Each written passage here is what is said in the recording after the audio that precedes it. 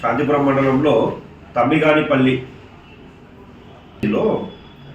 ఒక ఇన్సిడెంట్ జరిగిందండి. అది వచ్చేసి వైరల్ చేశారు. ఇది ఒక పెద్ద ఆవిడని కట్టేసినట్టు వైరల్ చేశారు. గంగమ్మ ఈమె పేరు. ఈ మునెమ్మ అని ఇంకొక ఆవిడ ఉంటుంది. వీళ్ళ భర్తకి మునెప్ప అనే భర్త చనిపోయాడు రీసెంట్గా. ఇతనికి 2 భార్యలు, మునెమ్మ, గంగమ్మ అని. వీళ్ళ కొడుకులు ఉంటారు, ఈ 2 లేడీస్కి కొడుకులు. వీళ్ళ కొడుకులకి ఆస్తి తగరాదు ఉంది.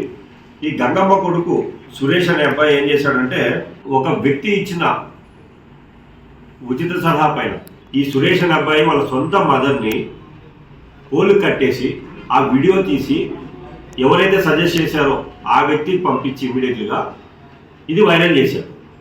సీఎం కాన్స్టిట్యున్సీలో ఇలా జరిగింది అని చెప్పి సమస్యను పరిష్కరించుకోవడం కోసం, ఆస్తి సమస్యను పరిష్కరించుకోవడం కోసం ఈ విధంగా అతడు వైరల్ చేశాడు. దీనిపైన ఖచ్చితంగా చట్ట ప్రకారంగా చర్యలు తీసుకోబడుతుంది. సురేష్ అనే కొడుకును కూడా అదుపులోకి తీసుకోవడం జరిగింది.